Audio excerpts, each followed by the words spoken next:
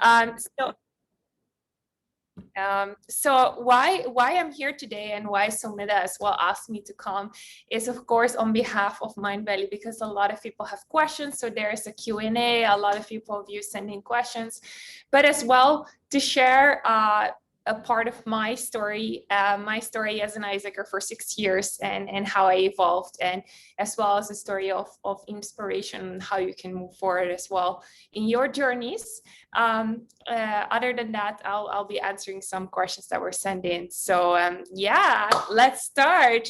So I'm gonna start with my journey basically as a person. So I started in 2013, or actually between 2010 and 2013, as a nutritionist. As you see here, I'm a very big fan of labs and like doing pipetting and stuff like that. It was definitely one of the things that I love to do a lot. I don't actually know why I ever decided to study nutrition, but it happened to be that way. And this was me in 2013, pipetting wells with the rest of my class. But it was specifically 2013 as well when I realized that, you know, a lot of things were missing in my life. I was going into a direction that, did I want to be a food scientist? Did I want to be in the lab like for the rest of my life, get a PhD, do studies and science? Actually, no. And it was 2013 when I kind of realized that about myself, that I never know why I chose food science in the first place, and why I was following that.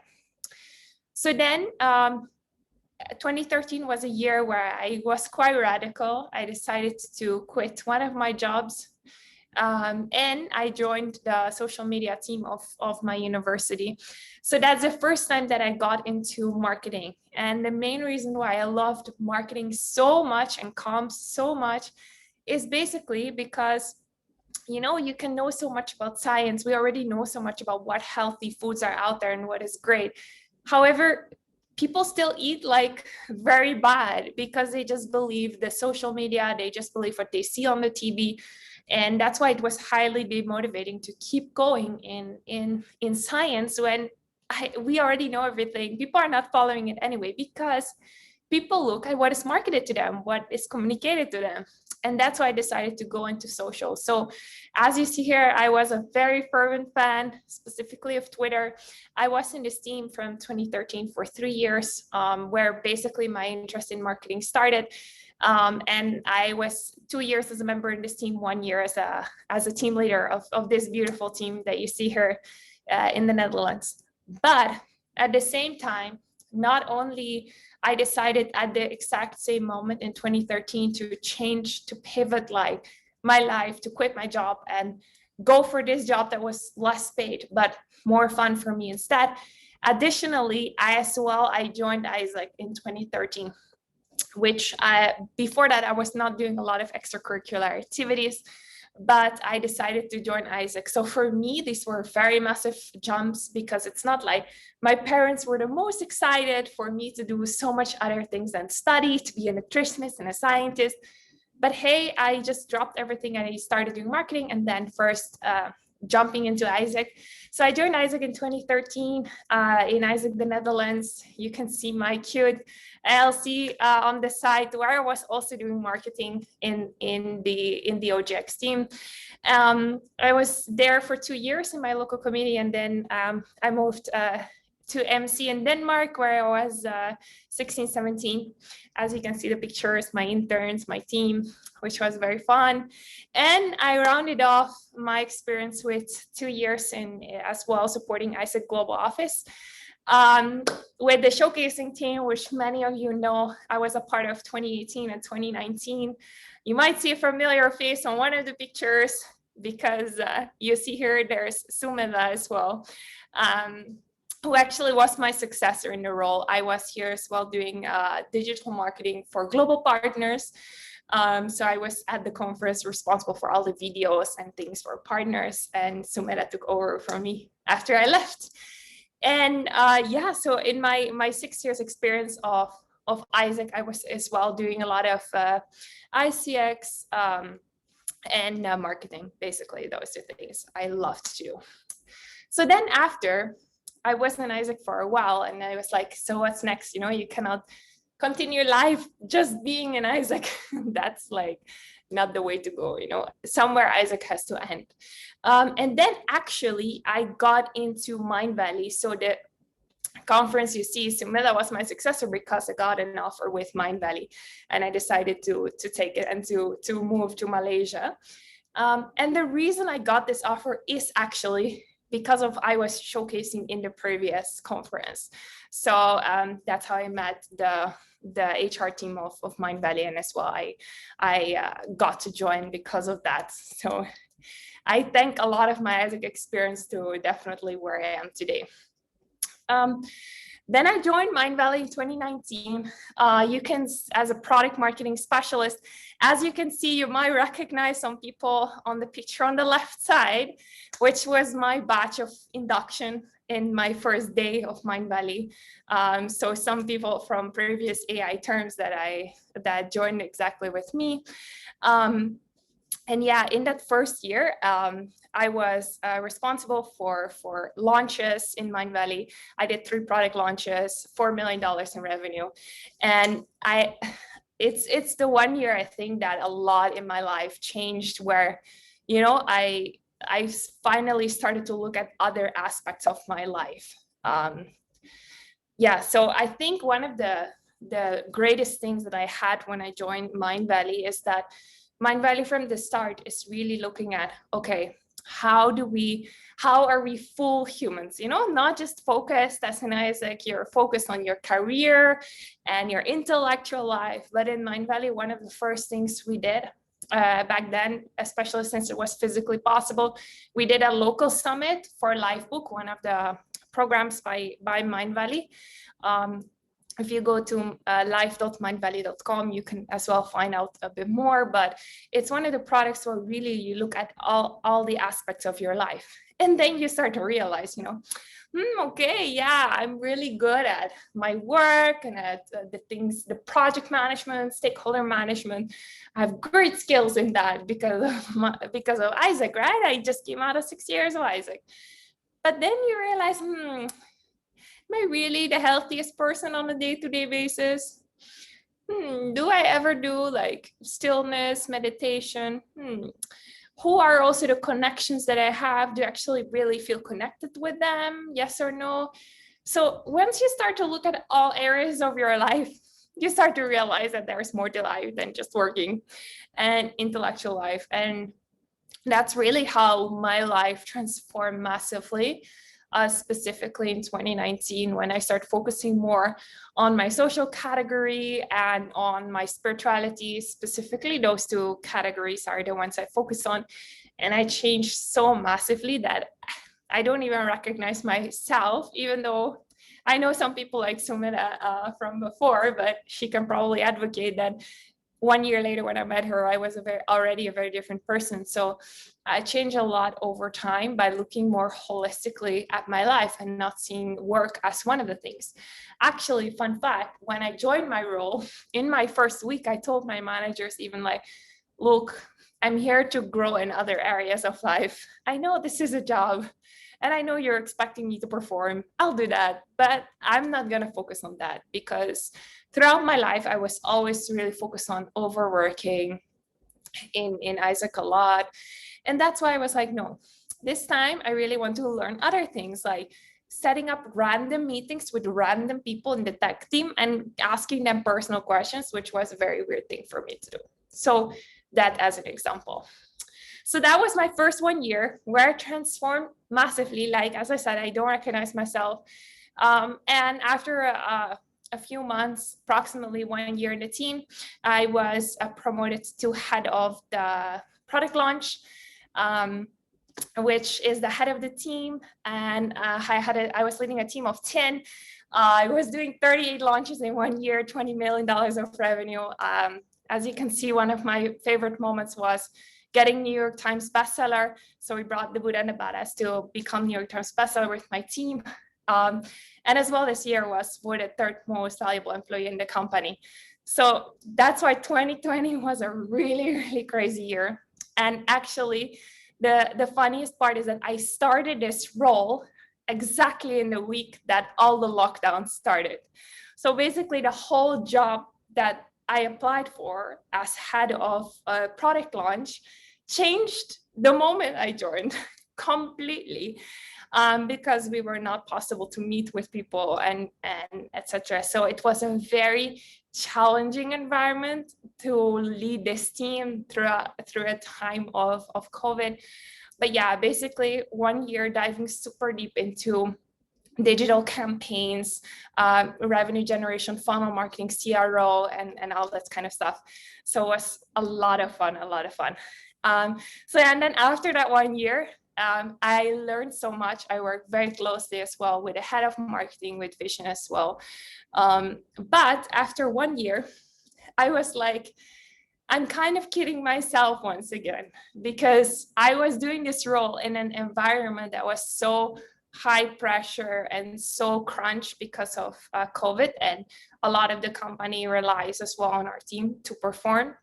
So then I was like, I cannot lead a team anymore. No, I can't do it anymore. And actually, I was at a point where I was like, look, I cannot lead a team anymore. It's too tiring for me. This year has been so much.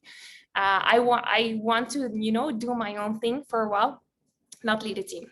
So I was actually ready to step away. I was ready. So, I'm going to leave Mindvalley. It's the way it is, because I cannot do this job anymore. But then, because I detached so much from that, actually, one of my fellow colleagues, she resigned.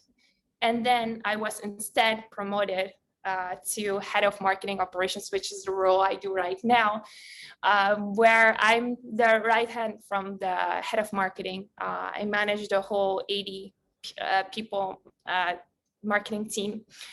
But I'm not directly responsible for managing them. As all of you AIESECers know, what I basically do is a lot of back office stuff, like HR stuff, TM stuff, finance stuff. Basically, I'm the back office of the whole marketing team. So that's why right now as well, I'm responsible for learning and development of every single person, personal development, processes, operations, finance, budget, and lastly as well, the hiring and all the roles we have in marketing wide.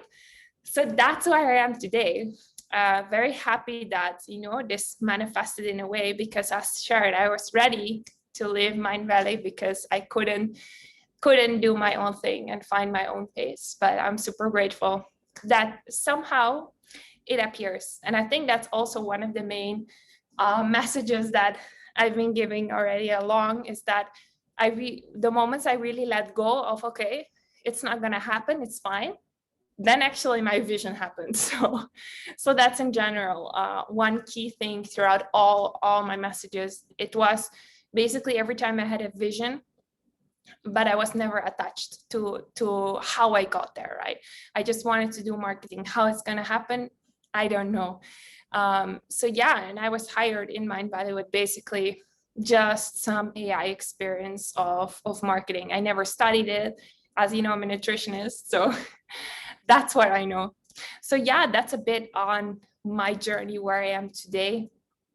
Yeah, and what I basically want to share with this journey is that I remember when I was as well in your space, when you're listening to alumni sharing their story of how they did it, and you're like, that sounds unattainable, that sounds like so big, but actually it's really not, to be honest. And that has a lot to do with as well your AIESEC background, and you can reach and attain anything. So I'll go a bit deeper into that in my questions as well, but based on my story as well, if you have any additional questions, you can leave it in the chat as well. If we have time later, I can address those specific questions from you as well. But yeah, that's a bit on my journey, how I came from AIESEC and I am where I am today. So based on my profile, I got several questions that I want to answer right now. And if anything comes up, as shared, just write it in the chat, right?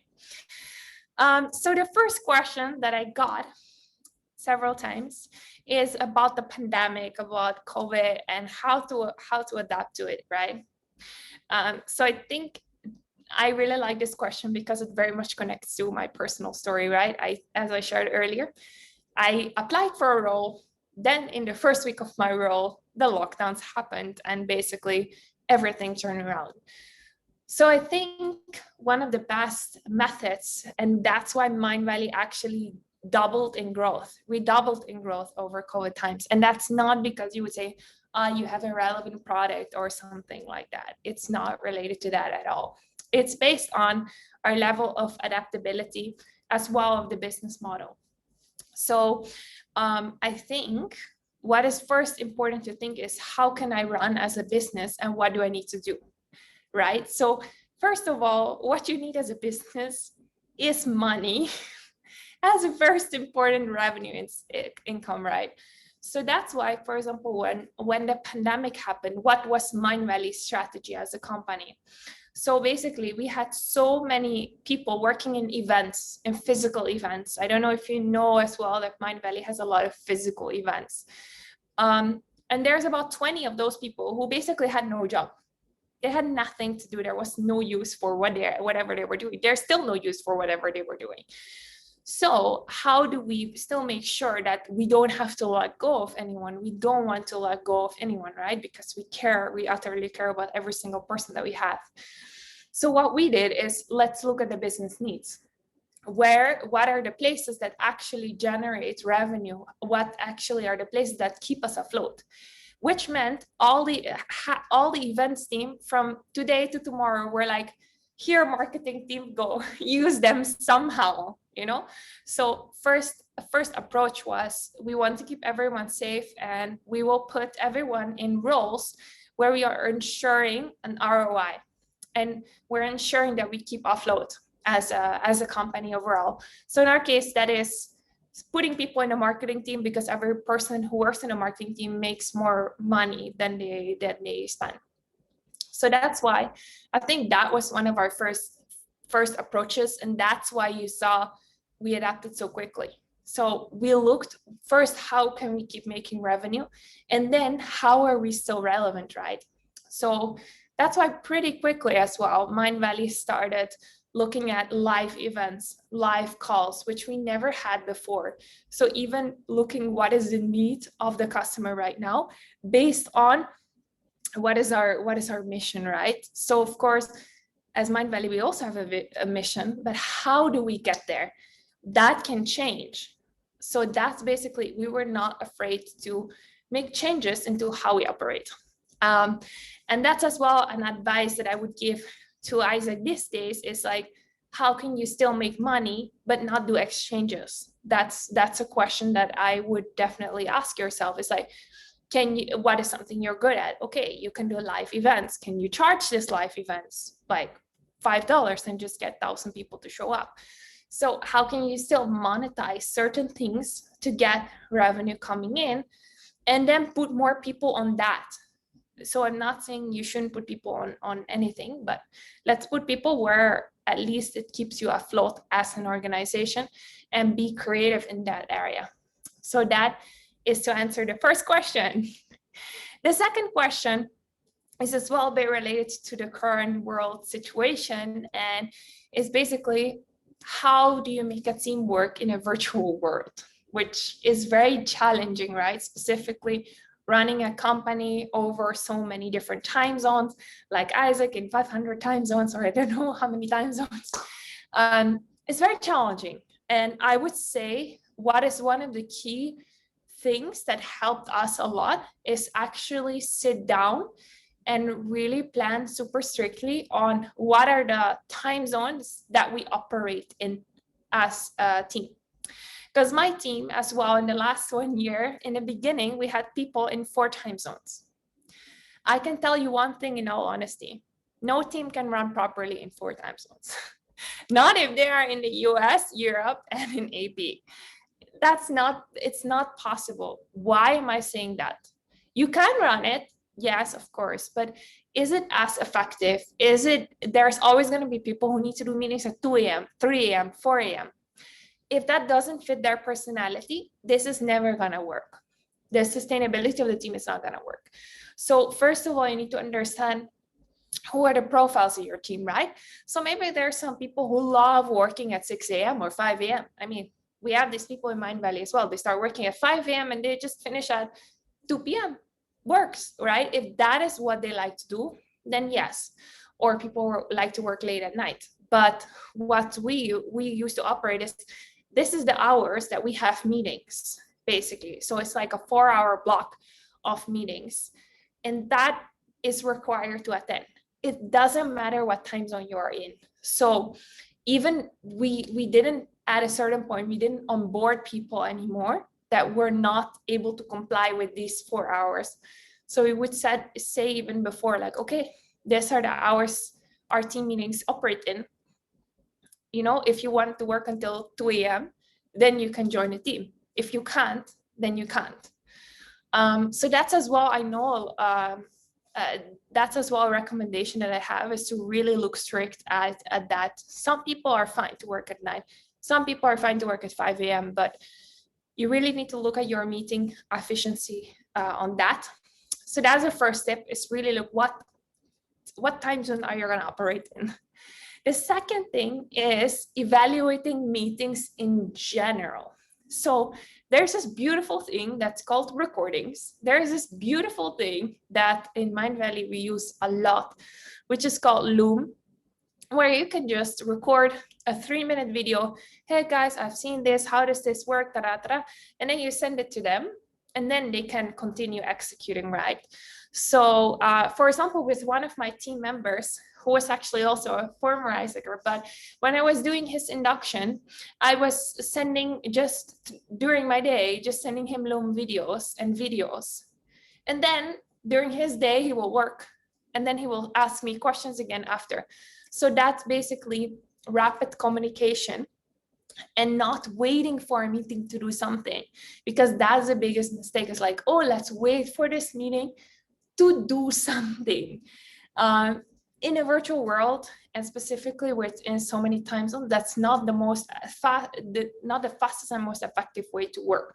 So basically, I would definitely recommend fast communication loops are crucial. And I would definitely recommend tools such as Loom, where you can, for 5 minutes for free, record anything and send it to people in a link, and then they can continue with work.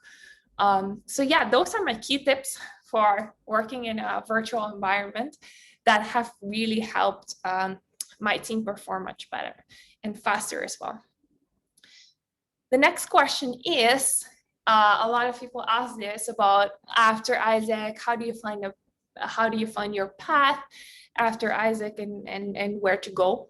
So to that as well, I would say, I think I covered this sometimes before, but it's a lot finding out what is your passion and what would you like to do, right? So as I shared in my journey, I came to a very important realization that I didn't want to continue with science, because science was in the end not how I felt contributing. I know that people change their behaviors based on communication, based on marketing, based on sales. That's why I wanted to work in that area. And that's why already, as you saw, I quit my other job and I went to work and gain experience in marketing, even though it was social media, for 3 years in a part-time job right next to my studies. So I was already early trying to get into environments to do it. So definitely, you all know the circle of, oh, a company, they want experience, but I have no experience, and that kind of loop, right? We all know it. So it's a lot about, if you know what is your passion, then make sure you volunteer to do projects in that. So if you're right now in AIESEC, if you would love a career in marketing, then work in marketing, research in marketing, follow marketeers in the field, go to marketing summits, go to do whatever, but not like, oh, I want to work in marketing after AIESEC, and right now I'm going to do a role in finance and that's it. Or, because that means you will have no experience, nothing to talk about. You don't know any industry standards. So that is often the thing, right? If you have an interview with a company, they usually ask, or for example, I would ask, so who are industry leaders that you follow? If you cannot give any role model in the job you want to do, then are you really excited about that? Are you very interested in that? So if you are interested in HR, who are the main people that you follow or that you're interested in, or what videos you watch, So that's why it's always important to have kind of your role models or be updated on what's happening in the industry in your own time. And if you can as well volunteer to do some projects for it. So that's what I definitely recommend to do to get best prepared for any kind of job. But then to answer more clearly on how to find your path, I think it's more related to really knowing what you like to do. So if, for example, you were applying for AIESEC, why did you apply for the role of TM? Why did you apply for the role of ICX? Why did you apply for that specific department? And why were you chosen for it as well? Because sometimes you're like, I love doing this, but actually you're very bad at it, right? So why are you in the role you are now? Is it because you love, for example, if you're in finance, is because you love doing numbers, you love doing spreadsheets, you love doing structures, because you're actually interested in economics and legal things? Maybe that. Are you in marketing because you like to be creative, outside of the box, So it already, where you are right now in your AIESEC career, already gives away a lot about what are your strengths, what are your weaknesses, and what are your interests. So it's all about finding what you love to do and finding what interests you generally have, and then exploring that a bit further. If people have more questions based on this, feel free to add in the chat, then I can come back to it later. Next question. How can I translate my AIESEC experience in job applications after my role? I think this is a very interesting question, because actually I'm hiring right now and I have a lot of AIESECers apply who cannot do this. So it's very interesting that people ask me this question. So I think, first of all, is again to understand the industry you're applying for. So in marketing, to give an example, because I'm head of marketing operations, in marketing, there are specific areas, right? And you need to understand, how does the industry work with these standards? So a lot of people mention, oh, I was doing B2C marketing. But what are you actually doing if you're doing B2C marketing in AIESEC? You're doing basically lead gen, which is a part of marketing. You're doing market research often. A lot of you do customer persona, market research, which yes, is one thing. Then there is, for example, you do a lot of lead gen because you do basically social media marketing, advertising, and some email marketing. That's usually it. Does AIESEC do any conversions? Does AIESEC do any much deep into funnels, app marketing, CRO? No, they actually don't. So not understanding that is the whole thing. Actually, you only know the one thing. You don't know the whole thing. You only know the beginning. So understanding that your role is mostly lead gen, then your expertise is as well in lead gen. So then you can as well apply for jobs that are more lead gen, or use at least these words that you know, lead gen. And understanding how the whole thing works as well can make you aware of, what am I missing, right? I'm just telling you, there's a whole other part of the funnel after the lead gen side. So you don't know about it, because in AIESEC, you cannot learn it, basically because of the ecosystem, how is it set up, and the business model. But if you want to learn that, you cannot learn it in AIESEC. So you need to go outside. You need to go follow industry experts. You need to go volunteer for someone else in order to be able to learn that part. But maybe you don't like that part. So it's first understanding, how do the AIESEC roles even translate to something in the industry? Because what is marketing in AIESEC is not called marketing in the industry. What is called TM in AIESEC is not necessarily HR in the industry. So understanding what kind of elements you actually know from it, naming them properly, being aware of them properly, and then seeing as well, naming what you don't know as well.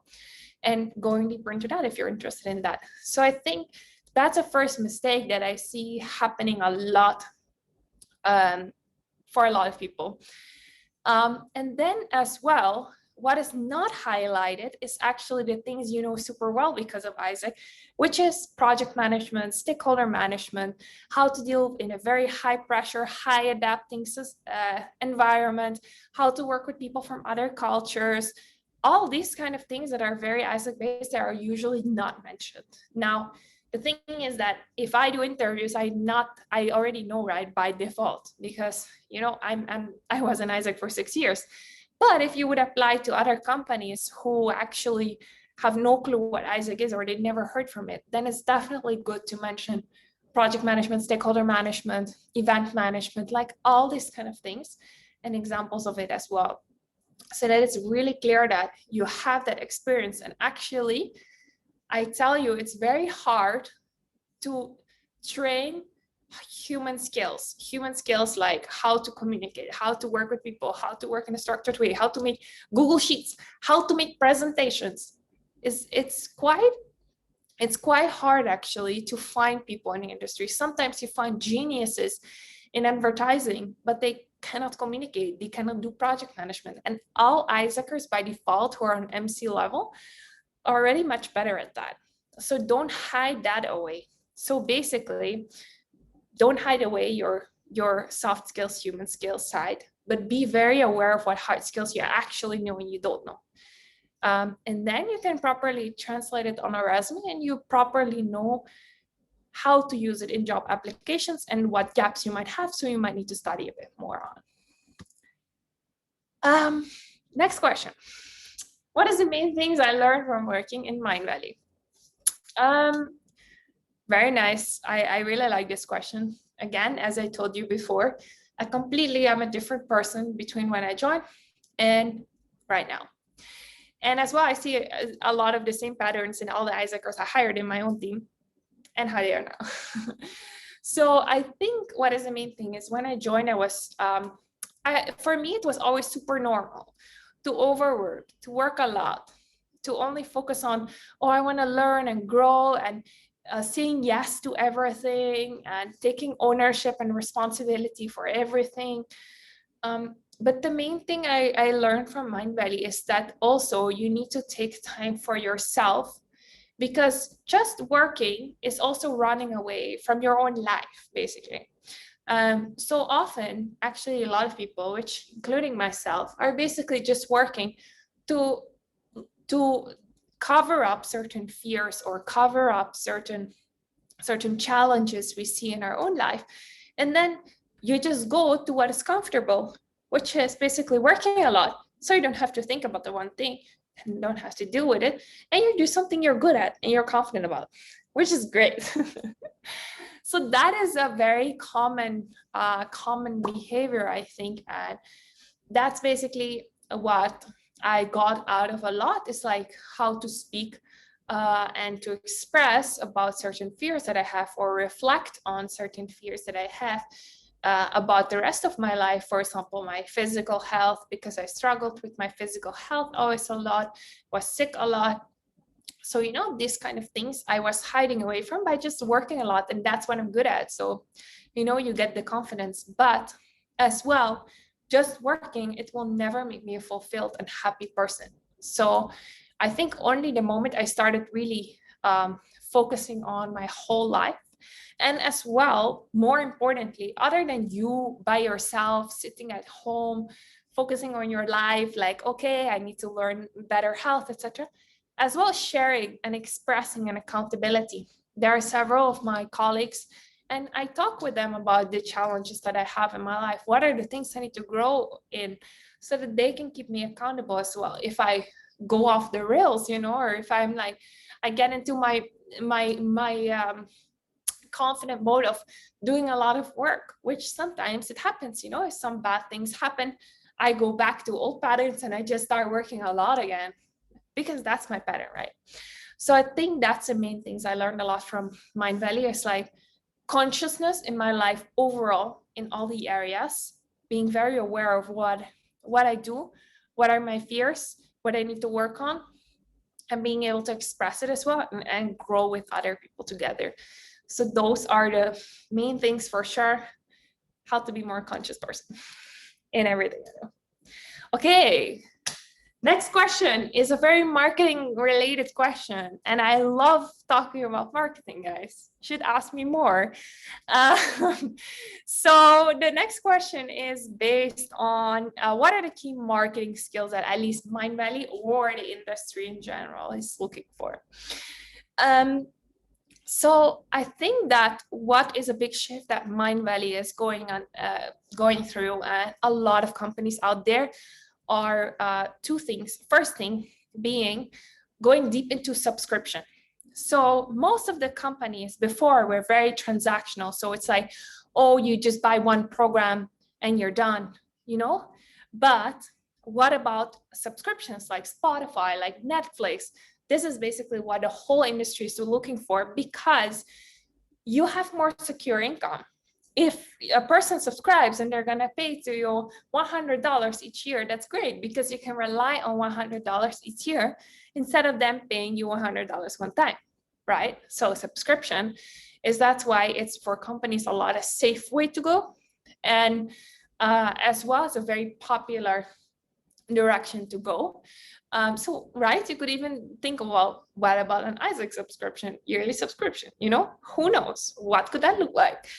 Anyway, that's another side fact. But subscription skills are very, very high in demand.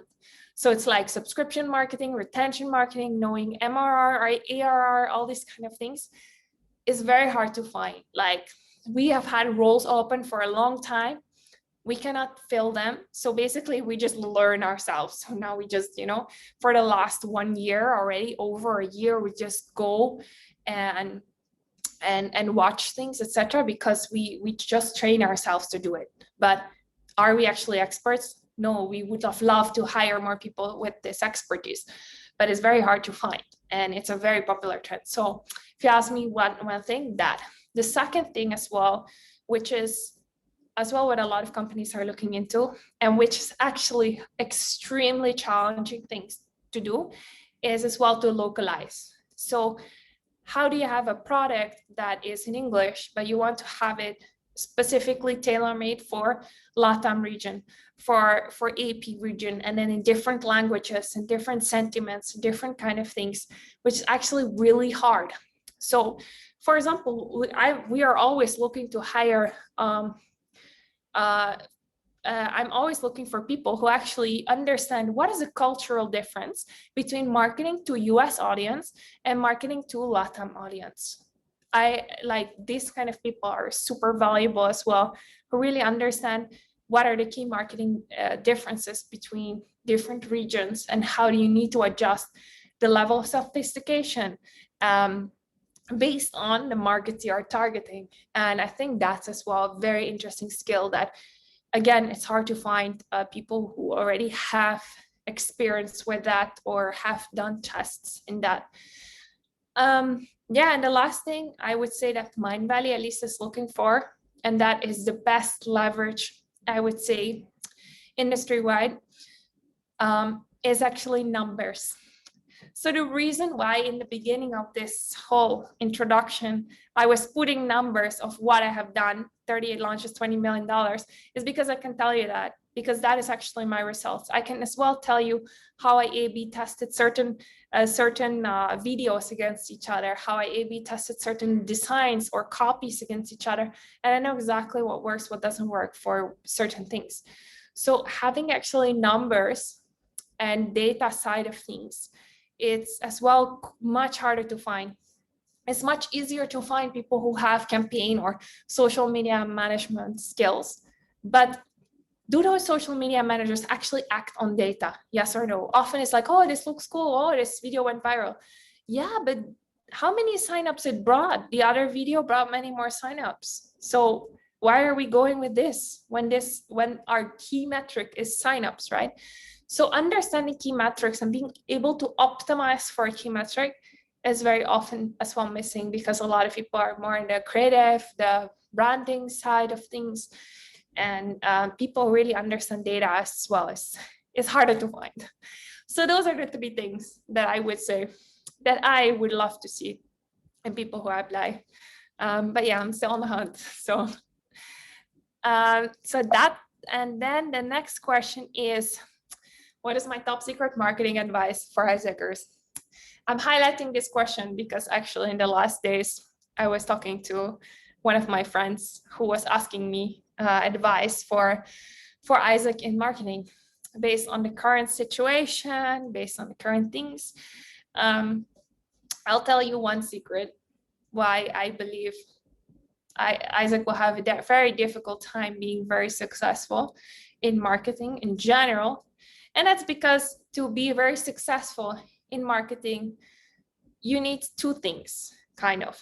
First of all, it's really good to have a top-down structure. So you really need a very clear structure from top down, from AI to local level. So if there's no one clear direction or one clear proposition or one clear focus, it's not gonna work. So for example, if AIESEC Global doesn't have the data tracking in place, then what are you even trying to do on a local level? Nothing, basically. Whatever you're trying to do is like nothing. So, and the second thing is again related to the budget, because if you don't have a budget, then why are we even talking about it? So I think the challenge is a lot that the budget should be where you need the infrastructure in the first place, which is AI, which doesn't have the budget. So that's where the first problem starts. But keeping that aside, because that's not something you can do anything about right now, what can you do, right? So what is interesting for me is that a lot of entities, they are focusing on, for example, paid advertising, or they actually make budgets to do advertising, right? So then my question is, there's a lot of different ways of lead generation, right? Why is AIESEC only focusing on like 2, 3 of them? Because the main focus is on actually on social and for example, some on email or etc. But for example, YouTube SEO can actually bring you free traffic, but AIESEC has no YouTube SEO in place at all whatsoever. So, but if actually there would be a YouTube strategy, a YouTube SEO in place, then actually automatically you would get for free, $0 spend, you would get leads. And there's many other free traffic sources like organic traffic. Is your SEO in place? How is your blogs? What words do you use? Speed of the pages, all these kind of things, right? So there's a lot of lead sources that are actually for free, that are not even being used, but we're spending a very interesting thing to look at. So I would definitely advise what is something as a local entity you can do is looking at what are the free sources that I can use without actually spending money on it. And with that specifically going into organic, into YouTube, and even like affiliates. So is there, for example, is there people you can give something in return for them promoting to their list, their email list, their social media, etc.? That is affiliate marketing. So the question is, are you doing those things? Yes or no? So I would advise for everyone on lead gen to focus on that, because your main focus is only lead gen and you cannot do much because you don't have the data. What happens after you have a lead? Because that's the way things are. Yeah, and as well, additionally, as I said before, if you want to learn how to really optimize after leads, etc., you really need to go and find this expertise outside of AIESEC, because it's not inside the organization right now. So yeah, if you want to know more, you can always reach out to me. Okay, the last question that I have from the audience was, can you tell a bit more about AIESEC, by Mindvalley culture and the roles as well that we have available? So on the Mindvalley culture itself, I think overall, I would say we are actually a very physical-based culture. So the fact that we're cut off by COVID is hitting us quite hard, of course. We still have, we used to have always one time a month culture days where we have Desi Day where we do Indian dances half of the day. We had like Malaysia Day, Estonia Day. So we had this kind of culture days usually before in the office team outings and these kind of things. Right now, we have certain things virtual. So we set up as much as we can virtual. So we have still Female Appreciation Day, Male Appreciation Day, where we do a lot of cute and fun things to persons address, virtual videos and these kind of things. So we still do that a lot. But yeah, it's different than when you're in the office, for sure. And of course, we're a very diverse culture. I think actually the culture that we have in Mindvalley, a lot of it stems actually from AIESEC, noting that our previous executive team, 80% was coming from AIESEC, not anymore, but it used to be like that. So that's why a lot of the things we're based on is definitely inspired by AIESEC in one way or another. So generically, I never had to adjust. I never had to like, oh my God, what's going on? Like on the first days you're asked to do a presentation, you're like, is that all? You're like, okay, this is a light version, you know, what I would expect in a conference. But yeah, so overall, it's very easy to get into. But yeah, we are very fast-paced. What was said 2 hours ago is already outdated today. So that's why as well, you need to like this level of fast-paced. You need to like this level of marketing innovations, things adjusting based on data all the time. So you need to like that. If you want something very stable, it's like, oh, this is my project for the next 1 year, then definitely if you like something super stable, then I don't think it's the best fit, because you're very fast-paced, adjusting and moving forward. So yeah, that's what I can basically describe as overall culture. And in marketing specific, I would say that we are very much thought leaders. We don't want people to sit like, oh, okay, we dropped $10,000 in revenue. Go to their manager, be like, hey, we dropped $10,000 in revenue, and then waiting. No, we expect everyone to take very clear ownership, come up with ideas, suggestions, things they want to learn, speak up. So that's definitely the key culture that we drive. When it comes to marketing specific roles, well, again, as I said, we are moving faster than we're adjusting very fast, right? So today, for example, I have some 3 roles open, but 2 weeks from now, it might be 2 more or 2 less. So it's a bit hard to predict. For example, also very important thing to note, in Mindvalley, we have a very strict rule for AIESECers in general. We don't hire people straight from AIESEC. They need to leave AIESEC at least for 1 month before they can join. That rule has very clearly been made by people in AIESEC always working a lot. We don't want them to continue doing that. We want them to take a break and rest before they start something new and start fresh and not exhausted. So that's why we have at least a one month break. So even some people have asked me like, oh, the roles that are open now, should I apply now? But actually, you know, the roles that are open now, I want the people to join like 3 weeks from now. So if you're currently in a role that doesn't even fit in the timeline. So we always have roles opening, I would say, in marketing overall. I'm not saying whatever department, but yeah, if you have specific questions at the time, I would just recommend to, you know, just reach out to me. You can add me on LinkedIn or anything, because yeah, I'm responsible for the roles in marketing mainly. But I mean, if you see other roles in other departments, you can reach out to me as well. But yeah, I don't control those basically. So yeah, that's basically on all the questions that we had from the audience. Wow, I've been talking for so long. Samantha, please cut me off. No worries. We actually have 10 more minutes for the delegates in APRFS. You have a break, but if you'd like to stay, you are welcome to stay, and we can extend it for 10 more minutes because we have questions. There is a question in the chat. There is Lee Yijie from, I think, from Malaysia. And the question is, what if I'm very passionate in one field, but then I realized I'm more suitable in another field? What should I do? Okay, hello, people from Malaysia. I love Malaysians. So I think you're mentioning you're passionate about one thing, but you're skilled in another one. Well, then the question is it possible to combine the two somehow? Sometimes that's even possible, right? So sometimes it's like, okay, I want to do work in this kind of industry because I'm creative, but I'm not that good at it yet, so I want to do something else. So first of all, is there a way how you can combine the two things?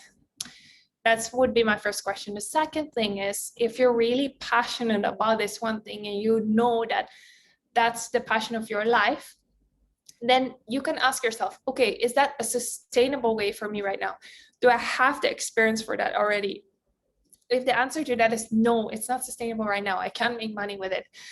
No, I'm not too experienced with it right now. Then what I would suggest is, yes, you can take that as a hobby, put deliberate time to skill yourself, become better, do side projects so that you know in your head, that's the direction I want to go in my life. But I just can't do it right now. So right now I do the other thing that I'm good at for maybe 1 or 2 years more while I focus on getting better at the thing that I'm actually passionate about. So that's how I would approach that bridge. But everything you're passionate about or any direction you want to go in requires space. So if then in the other job you would overwork and you would not create time to go towards your passion, then again, it's not going to happen. So you have to be dedicated in that sense to your passion. I hope that answers the question. There is another question from Nassim from AIESEC in France. And the question is, what are some of the best advices for conversion hacking that you can tell us of? Hi, Nassim. Actually, I can see you. Bonjour. For conversion, I mean, there's so many things. Like, I don't even know where to start with that. That's like a 2-hour session. Let me think. The key things for conversion hacking. I think a lot of people try to conversion hack without using industry knowledge. I think that's a very big mistake. It's like they look at this page, this should not be here. Actually, everything is marketing psychology.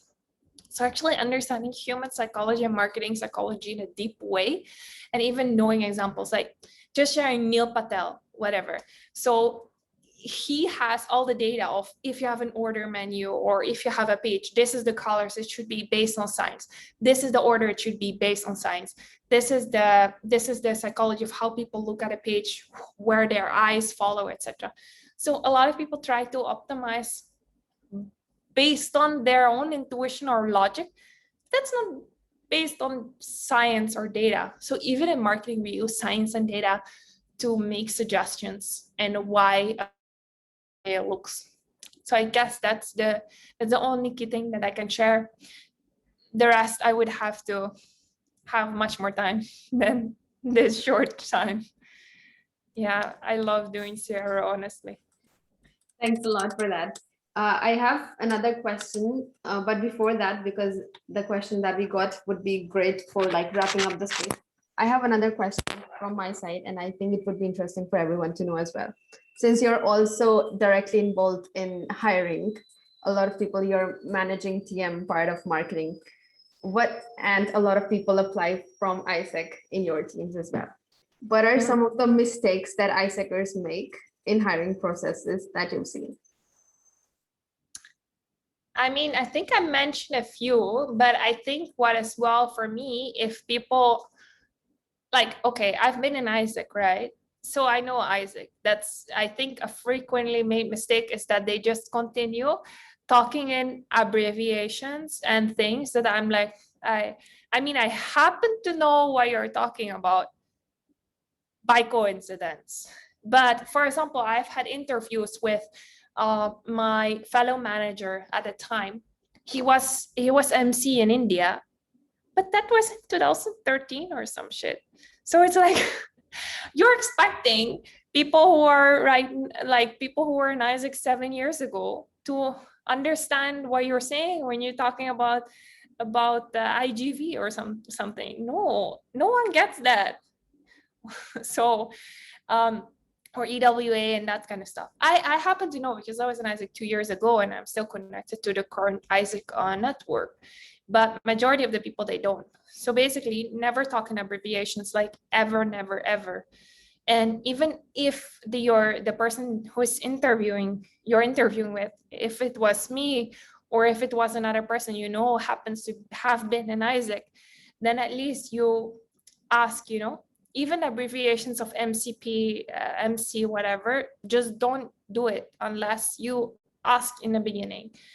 So yeah, it just shows a level of professionalism to understand how do you translate your AIESEC experience to actual humans, right? And that is what it connects to. So I think that is definitely a mistake. If a person just keeps talking to me in abbreviations, then I'm like, okay, you don't understand it. So I think that's definitely a mistake. And then the second thing is a lot related to what I mentioned before, not understanding what is their experience compared to the industry. Because actually, if you look at it, in AIESEC, we do a lot of marketing, for example, but has AIESEC ever looked at industry standards in marketing? Have we ever looked at going to a summit, taking on the experts, seeing what's happening? Actually, no one, I have not, in my experience of those 6 years in AIESEC, have seen that. So actually, the marketing experience is often not related to what is actually happening in the industry. So not being able to translate what you know to actual words. Yeah, so I think that's very important. For example, I'll give you a small example, right? When a word, which for example in AIESEC you call lead nurturing, it's not a word that people use in industry. So if you use this kind of words in a conversation, it's like, that's an AIESEC word or very AIESEC kind of thing to say. That's not necessarily, go to any company in marketing and that's what they say. That's not what we say. You talk about nurturing because we talk about conversion. We talk about like normal companies talk about money. They don't talk about like how long am I gonna, you know? So it's not the same words even that you use. So I think AIESEC is very good in inventing words. I mean, Mindvalley is very good in inventing words as well, but just be careful with the words that have been invented, I think, because not everyone understands what you're talking about. Thanks a lot for that. Before we move on to the last question, I will open the floor to anyone in the call. If they would like to ask a question directly, they can raise their hand and you can come to the floor.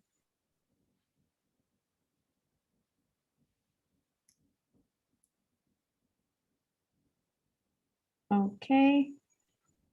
Okay, Fatih, go ahead. Yeah, hello Monique, how are you? Hello. I want to ask you to know more about, like, because in AIESEC we has a lot of product managers per se, like with operations and so on. I want to understand, because I saw there are a lot of product managers in terms of marketing role in Mindvalley. So if you could tell us a bit clarification about the role and also like what kind of differences does that role have with product manager from operations side? Yeah, so the product marketing role, for example, that I have done for a year and I was a manager of, it's basically, yes, you need to have the soft skills or the human skills, such as stakeholder management, project management, communication, like understanding how to streamline a thing. Yes, but what are you actually doing? You're doing marketing.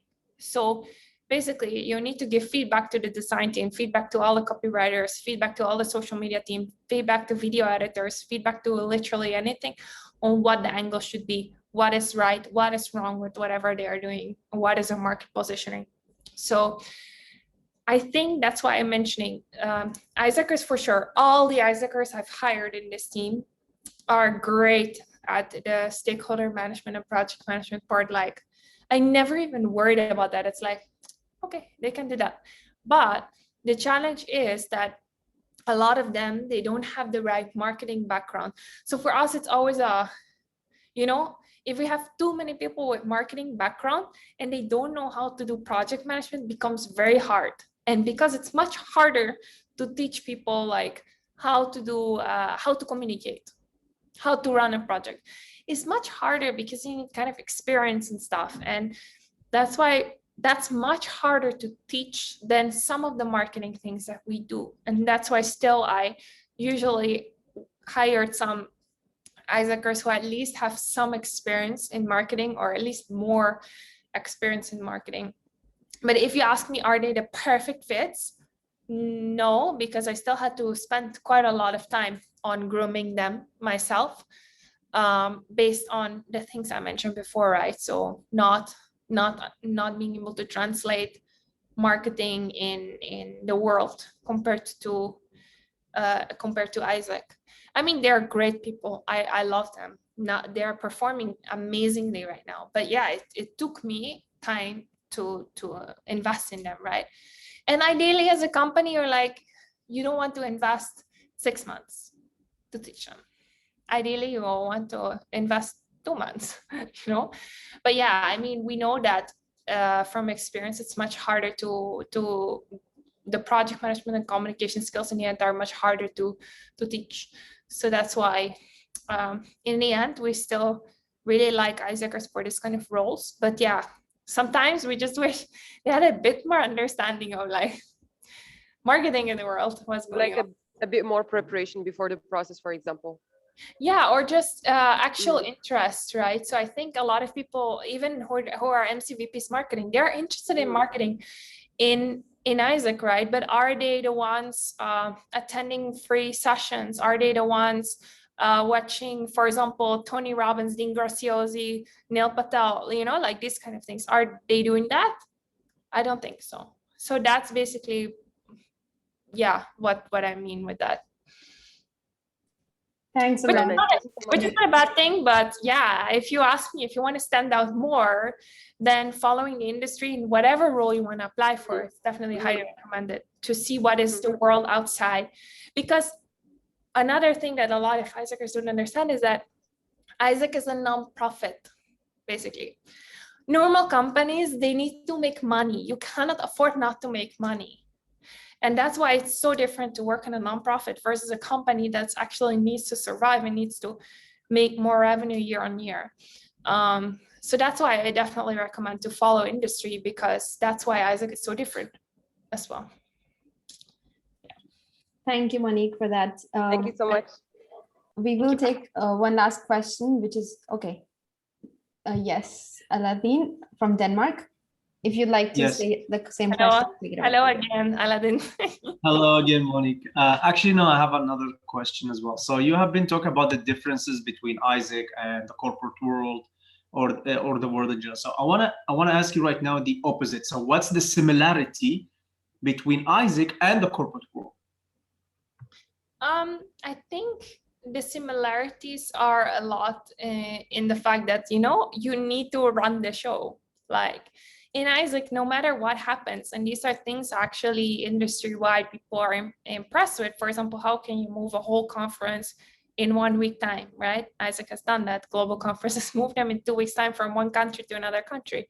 So you need to keep running the show, and that's where AIESEC never really gives up. And I think that's very much the same, right? Even though it's not related to revenue, you're very attached to the culture that you have and you foster, and it's very important. So I think that for sure. And the second, that, yeah, it just needs to keep going, right? It's not like today, oh, okay, let's not do anything for the next 3 months and we're gonna be fine. So it's that level of responsibility. Yeah, the fact that the culture it's so important, the people, right? So it's based on, if you have a right people culture, then you can achieve. So I think those two things are the first ones that come to my mind. Yeah. Thank you so much. You're welcome. Thank you for that. And wrapping up with the last question, which is again from Aladdin in the chat. What would be your last advice for the MC members who are about to end their experience, either career part or life part? Okay. I think it comes down to like two things. First of all, as I said, we have a very clear rule in Mindvalley. We don't hire straight from AIESEC. So don't stress about that. I definitely think a lot of AIESECers feel lost if they cannot work because you're used to work all the time. But actually, you get the best ideas when you have space, as I said before. If you're always working, you cannot have space to even think what you want to do. So don't be afraid to take like 1 month off, 2 months off. Don't pressure yourself for the need to have a job like the month after. I mean, you've done AIESEC for quite a long time. You've been working very hard. There's no need to do it. So that is a first thing, so to not get stuck in that fear. Because the more you attach to the fear and the more fearful you are, you feed that energy, and then it's not gonna work out for you actually. The more you let go of like, okay, in the next 3 months, but yeah, at least the first month you're gonna rest, basically. I at least recommend 1 month of rest. I never did that. That's why I say I regret. And the second thing is to look at where you want to grow, right? What industry you want to go to. So I think it relates a lot to the things I've been saying. If you want to do in marketing, then this is the time to review, where am I standing right now to what I want to do? What might I still be missing? Where can I learn? What summits can I attend to learn more? Yeah, so especially these days, there's so much free content out there. A lot of companies are doing massive summits to learn about marketing, to learn about HR and stuff. So definitely see what's going on there and then learn from them. So yeah, that would be my 2 advices. Thanks a lot, Monique, for that. Amazing. I think we can end with a group picture to make it memorable. My God, I don't. You can stop sharing screen, Monique. Okay, yes. Yeah. How to do this? Yeah. Okay, great. Super. Just